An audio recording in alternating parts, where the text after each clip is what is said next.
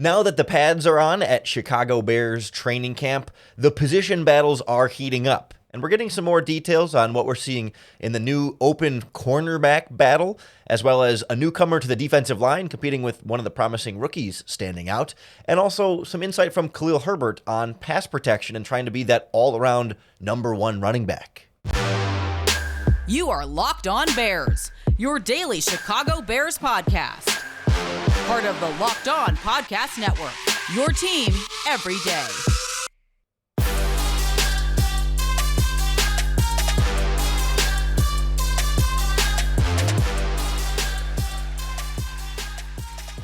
This is Locked On Bears, and I'm your host, Lauren Cox. I'm here to bring you your daily, in-depth Chicago Bears news and analysis.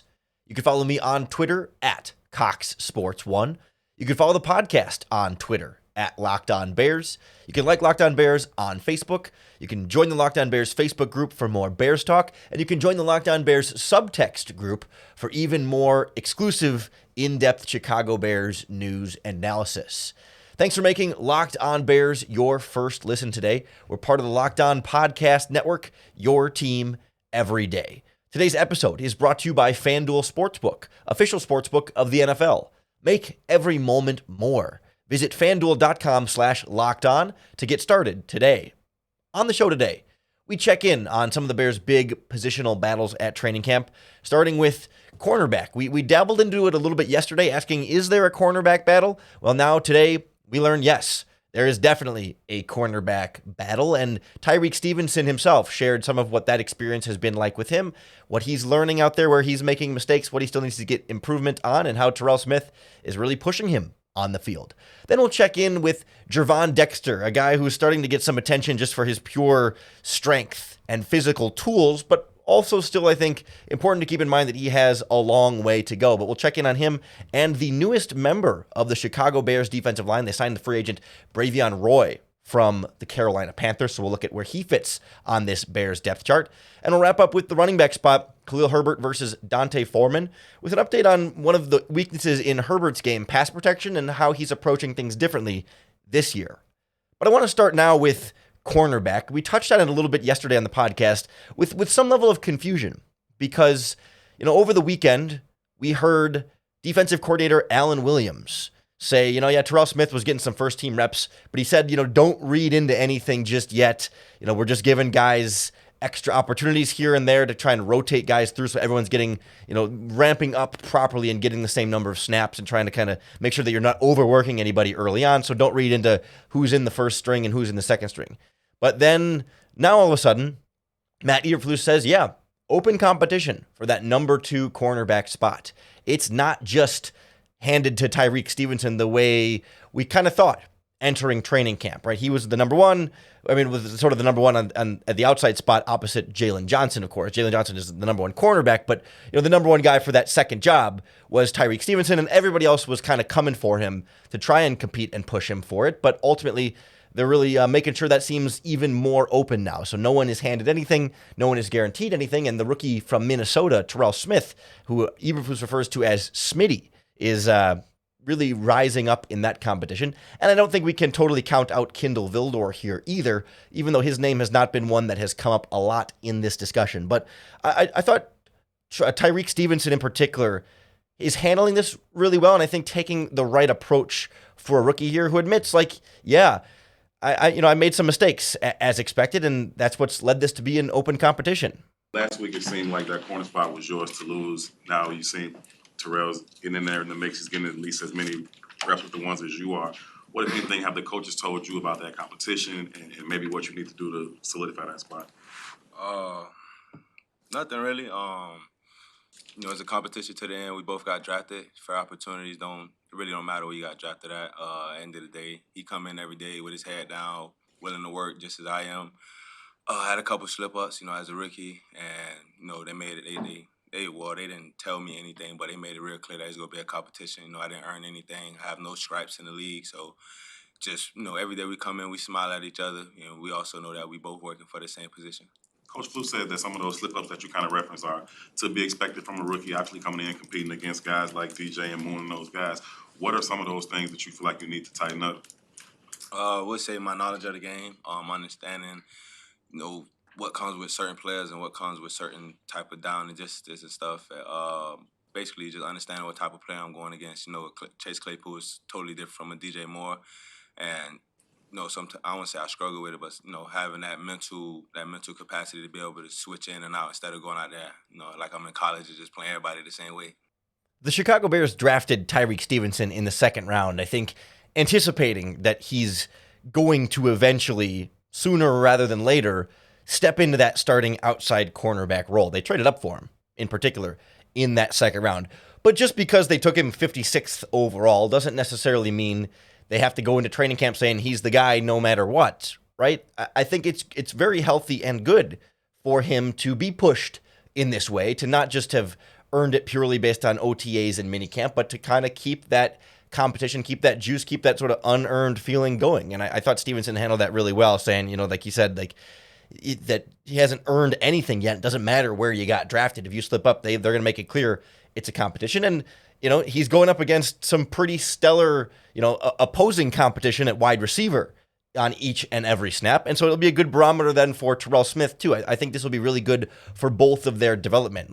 Obviously, you'd like to get settled into a starting lineup here sooner rather than later, and I think we're all still expecting Stevenson to be the guy. You don't draft Terrell Smith in the 5th round thinking he's going to step in necessarily and right away be a week 1 starter at cornerback, but we've seen crazier things happen. We've certainly seen later round picks and the defensive backfield be able to step in and start early in their careers, so we certainly can't rule anything out in that regard, but as much as draft status isn't handing them anything, it is an indicator of how much faith the Chicago Bears had in both of them and perhaps how much talent and each one of these guys may have. But it's also about what you do with that talent and what you do with the coaching that you receive and how you learn to adjust from the things you were doing in college, like playing guys kind of the same way, like Stevenson said, to really learning that, the 6'4" Chase Claypool's got to be played a little differently than the 5'10" Darnell Mooney. So it'll be fun to see how that development takes place throughout training camp here, especially as the pads get on and those guys can get even more physical on the outside.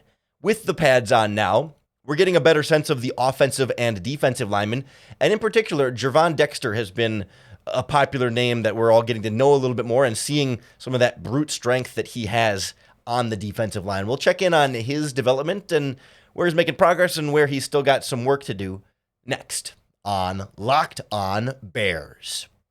This episode of Locked On Bears is brought to you by our friends at FanDuel, America's #1 sportsbook.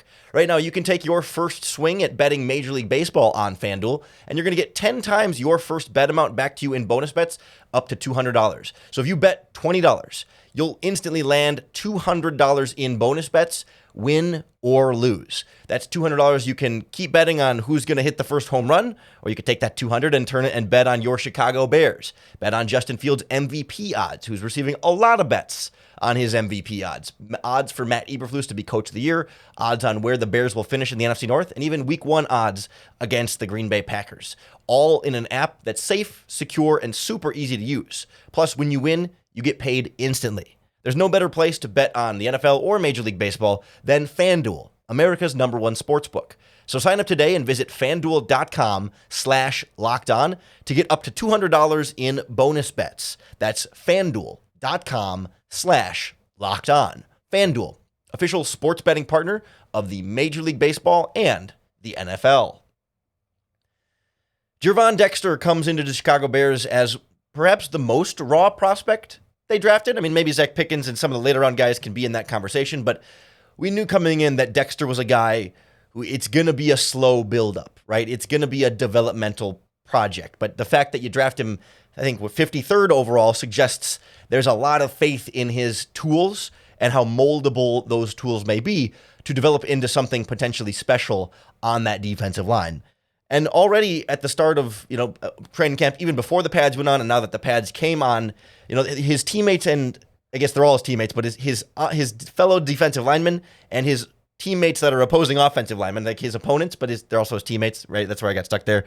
The players he's practicing with and against, that's the way to say it, are noticing right away how big and how strong he is. I think Justin Jones said Dexter can bench like 500 pounds or something ridiculous like that.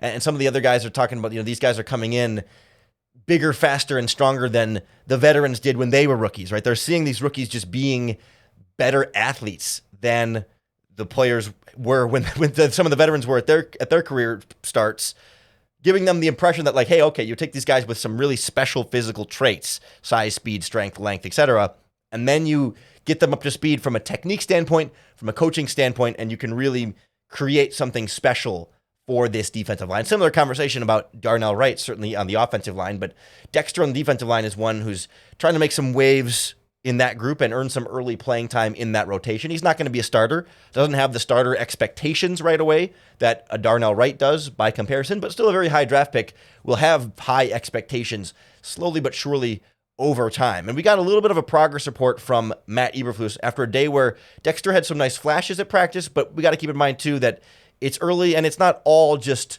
flashes, right? Sometimes there's more to it than that we're not always seeing, certainly when practice isn't open to the public, but also just the sort of the learning process along the way. Matt, you guys have talked a lot about rebuilding Gervon's stance from the ground up. Where is he at in that kind of process, and are you comfortable that he can make an impact even as during the season as you still rebuild that? Yeah, I think he's working hard on it. He's been working hard on his flexibility with the performance staff. He's been doing different things, Pilates and yoga and different things like that for a big man. It's pretty cool for him to see that, working on his flexibility. And he's got to continue to do that and learn his body.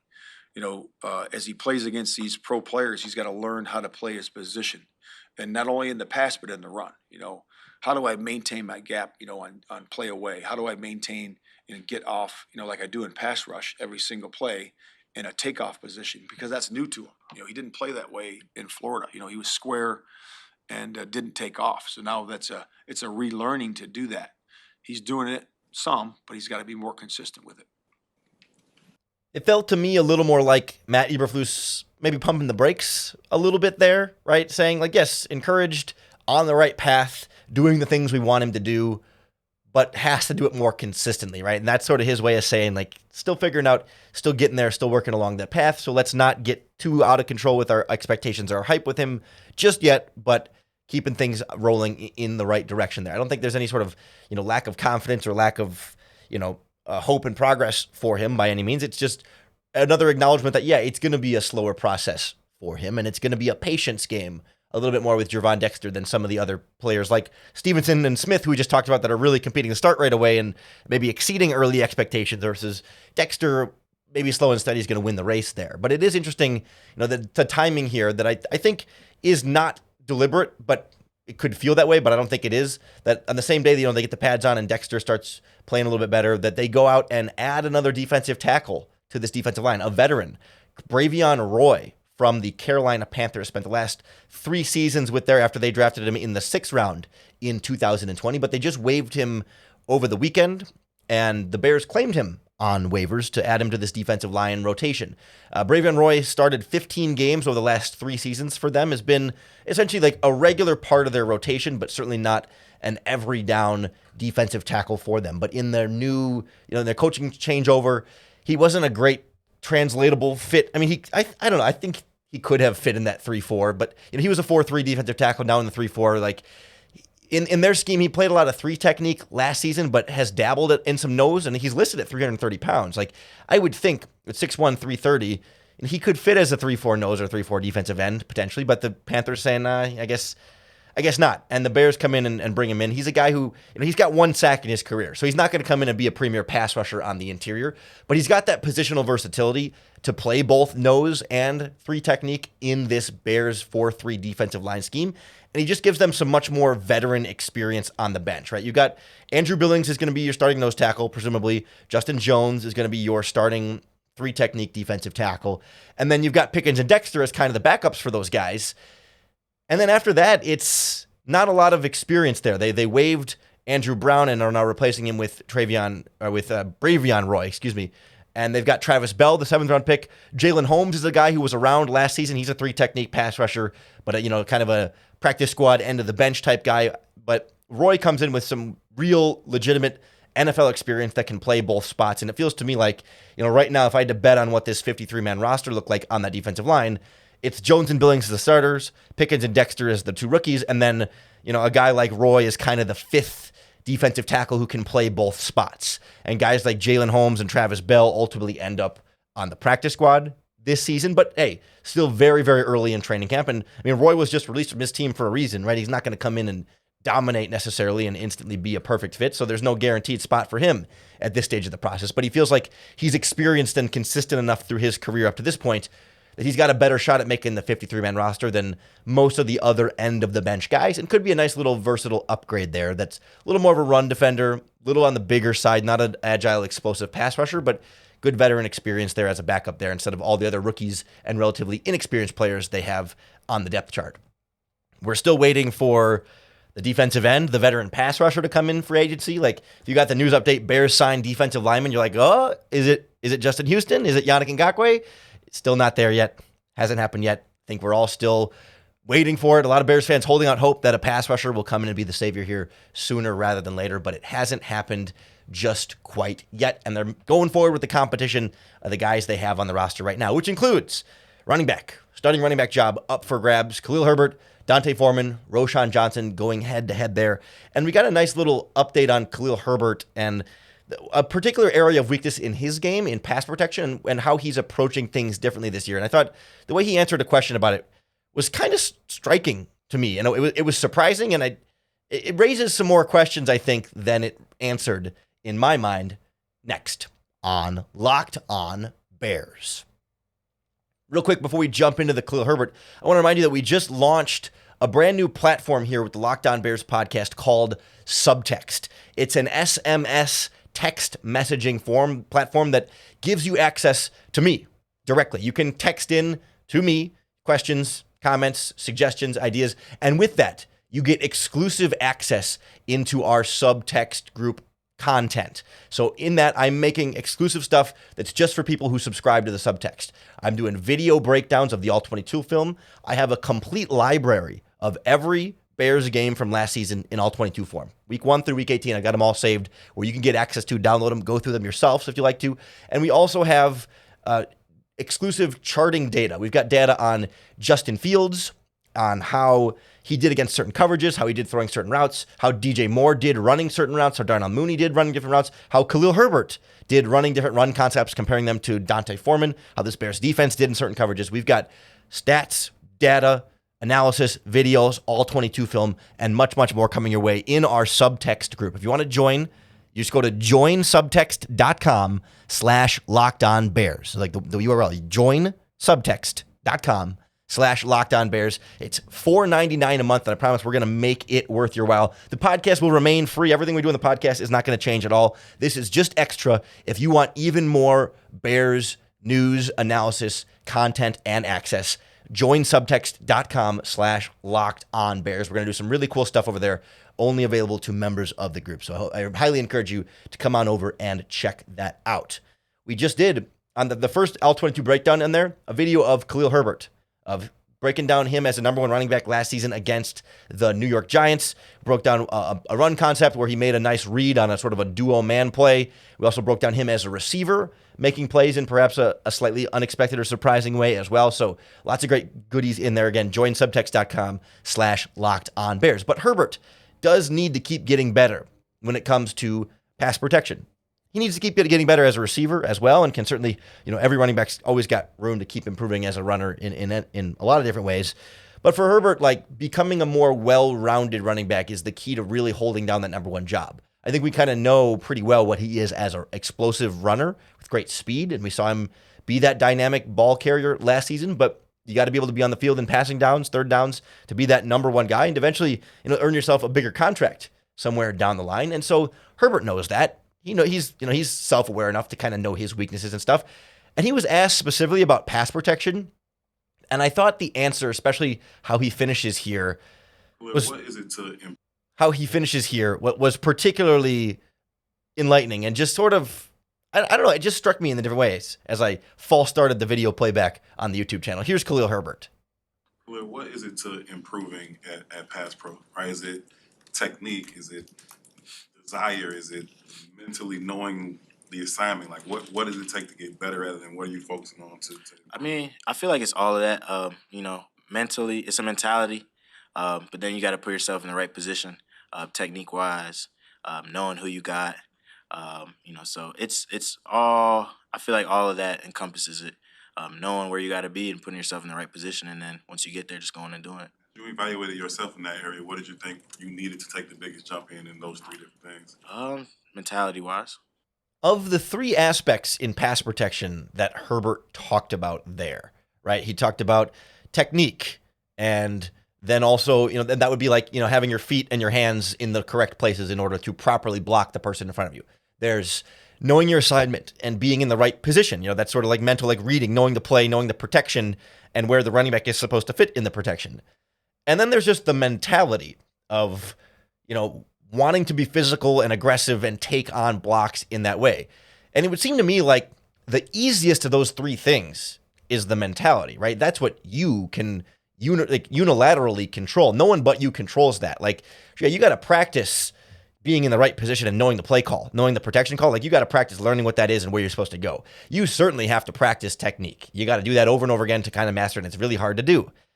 But mentality is a choice that you make. It's a decision you make. And certainly mentality is more natural for some people than others. But it's a weird admission there from Khalil Herbert, right? Unless he misheard the question.